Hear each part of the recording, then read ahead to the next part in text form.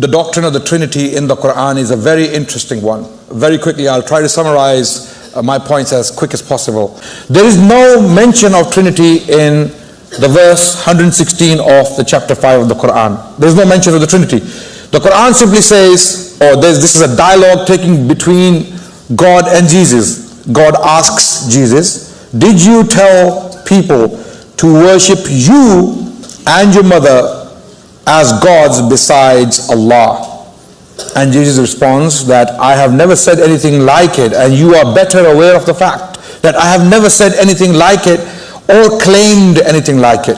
Now, is the Quran correct in claiming that the Christians or some people worship Jesus and Mary? Of course the Quran is absolutely accurate in this verse. The Quran doesn't say that did you actually preach the doctrine of the Trinity with God the Father, God the Son, and Mary as the third person. The Quran is not saying that. The Quran is making a simple statement. Did you actually ask people to worship you and your mother?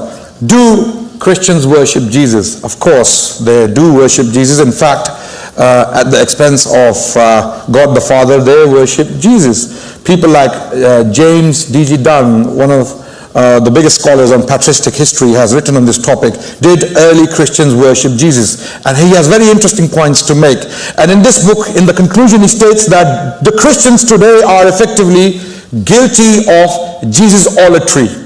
Just like idolatry, they are guilty of Jesus-olatry because the focus of their worship has become Jesus, not God the Father, whom Jesus himself worshipped. So the Quran is making that point, number one. Number two, Mary, was she ever worshipped by Christians? She is worshipped to this day.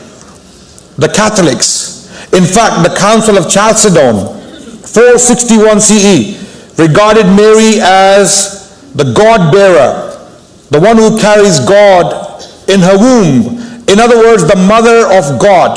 Catholics have been praying to Mary for the past 1,700 years. And the Quran is addressing those people. And when the Quran talks about the Trinity in chapter 471, it simply says, do not say three. Now, God understands that Christians have understood the Trinity differently in different times and different places. This is the debate tonight. The Christians have never had unanimity on the doctrine of the Trinity, especially in the first 4 centuries.